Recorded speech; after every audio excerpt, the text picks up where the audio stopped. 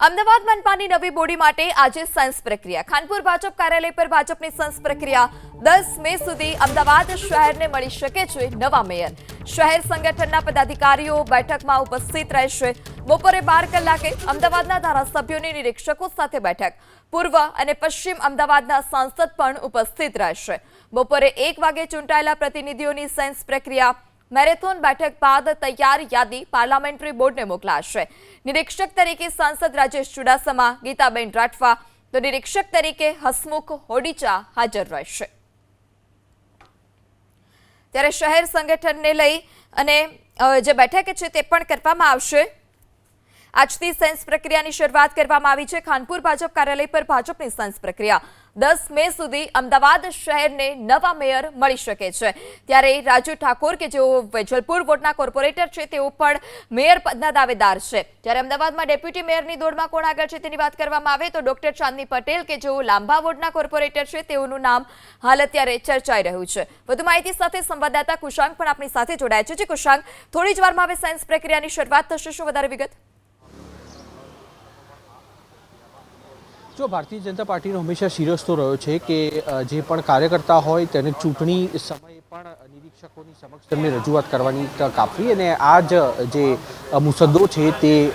mayor पद अने होद्देदारो माटे पण यथावत राखवामां आवशे आजना दिवसनी वात करवामां आवे तो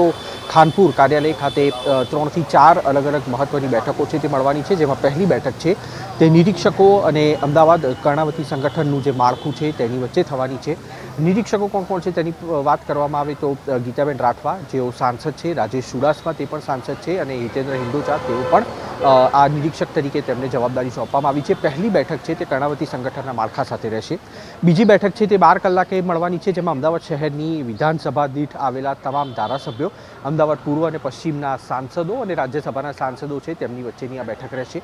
ત્રીજી બેઠક છે તે હોદ્દેદારો વચ્ચે રહેશે અને ચોથી બેઠકનું પણ અત્યારે જે અપડેટ સામે આવ્યું છે જેમાં 160 ચૂંટાયેલા કોર્પોરેટરો છે તેમની નિરીક્ષક સાથે બેઠક થઈ શકે તે પ્રકારનું હાલ આયોજન છે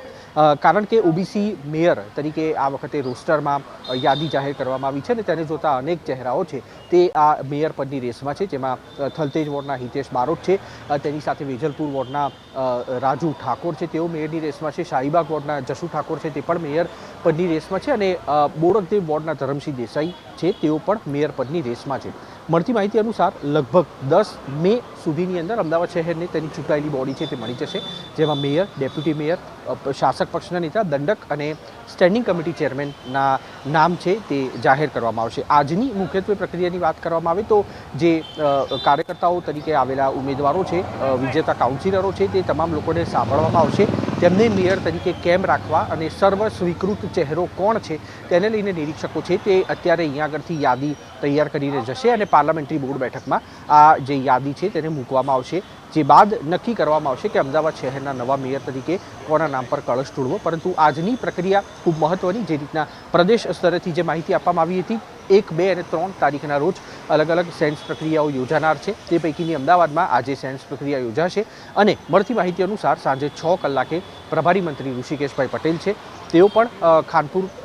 ખાનપુર કાર્યાલય ખાતે આવેલ જેપી ચોકમાં ભારતીય જનતા પાર્ટીનું કાર્યાલય છે ત્યાં આગળ પર તેઓ પણ આવશે અને નિરીક્ષકો સાથે ઋષિકેશભાઈ પટેલ છે તે પણ બેઠક કરી શકે તે પ્રકારનું હાલ આયોજન છે તે ભારતીય જનતા પાર્ટીના આધારભૂત સૂત્રો પાસેથી સામે આવી રહ્યું છે